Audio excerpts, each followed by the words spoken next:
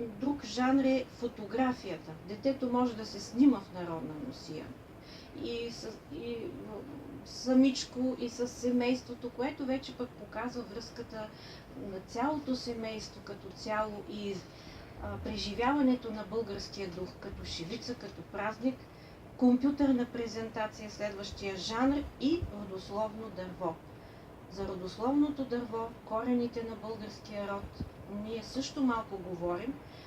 Повечето деца, учители, родители знаят до първо-второ коляно своите предци, но по-далечните трудно ги намираме. И някак си в нашето общество също не се говори за семейното родословие. Дори децата, които сме получили вече в миналия конкурс родословни дървета, изявите им са едни такива леки на бледи листенца с моливче, докато на Запад има голяма традиция на това ниво. Правят се родословни дървета върху камък, върху дърво, прекрасно изписани, запазени от 200, 300, 400 години назад се знаят рода. Сега момент. Става дума за българска диаспора в чужбина, в която се прави родословни дървета, или за въобще народите на Запад, които горе-долу? Говориме за западните родословни дървета като традиция на изписване, на калиграфия. За това става дума, да. А конкурсът е за децата, за българските деца в България и в чужбина. Те са едни и същи. Ние не ги делиме. Въпросът е тук, може би да кажем, кои участват в конкурса. Преди това обаче, преди да кажем кои участват в конкурса, ти преди малко изброи поне 4-5 основни лъча. Тази симбиоза е доста трудна, от рисунката до родословното дърво. Да. Да. И точно тук е момента, който ние целим в целите и задачите на конкурса е залегнал да се направи този разговор в семейството, в училището, за корените на рода на семейството и на целия български корен. И остава истината да я търсиме в музеи, в галерии, където са запазени. От раклата на баба да извадиме българската шивица, защото върху българската шивица има много знаци, различни по цвят, различни по големина, различни като название в килимите, в чергите. И всеки един от тези знаци е дошъл от вечността. Там дори там може да се говори за хералдика, там не много, много е сложен. Направени такива сложни, точно именно. Ербетица и други названия, аз не искам да навлизам сега в символиката на българската шивица. Не говорим понеже в тази връзка, да. Да, защото това е много дълъг разговор, много сериозен и се радвам, че децата и учителите имат желание.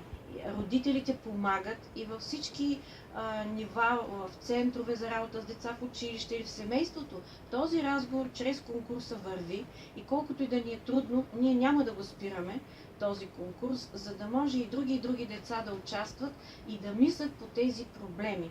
Знакът на слънчеви руни е една 8-лъчева звезда, която произхожда от кръст, 4 посоки. След това се увеличава двойно, от 4 става по още 2 лъча, 8 лъчева звезда, оранжева, която всъщност е знакът на Слънцето. Древните хора по цялата планета познават този знак. Дали в бяло, дали в синьо, дали в червено, присъства на шапки, на пуловери, на ръкавици, на дрехи, навсякъде. Но много малко хора знаят какво означава това и защо е сложено. И на изток и на запад, и в Америка, и в Китай, и навсякъде, всички цивилизации, дори в Африка, познават този знак. Той се е запазил, не се знае от колко хиляди години. Затова сме го избрали, а той всъщност е преснимана възглавница от етнографския музей в град Силистра. Корена на конкурса е от Силистра. Да, не мислиш ли, че по този въпрос, за който говорим, тези проблеми, би трябвало и обществото като цяло да се вземе и да има разговор, за който, както между децата и учителите и така нататък, да има разговор с някаква стратегия, за да може да се върнем и да обогатим традициите. Това е всъщност. Нашата цел е историци, етнографи, всякакви нива учени, политици, общественици, институции, всички, които желаят и които се чувстват българи, да помислят и да се направи необходимото.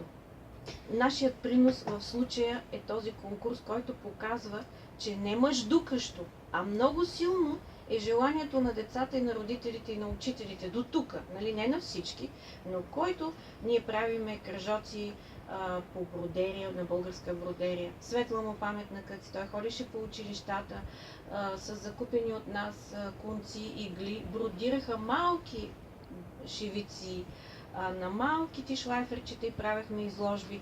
Много дейности се опитваме да направим. Сега конкурсът пътува, ще го показваме във всички градове на страната, а в годините конкурсът беше показван и в българското посолство в Брюксел, в Букурещ, в Босилеград на българските общности и също така през годините имаме участие, както и тази година сме поканили българските общности в Молдова, Украйна, Македония отново, всички български училища в чужбина са поканени. Конкурса се кани чрез българските посолства, изпращане покани и каним чрез общините, центрове за работа с деца, ОДК, читалища в България. Всичко това може да намерите на Фейсбук Слънчеви руни. Регламента е до 30 май крайният срок за изпращане на всички творби. И новото тази година и миналата е, че само онлайн конкурса работи.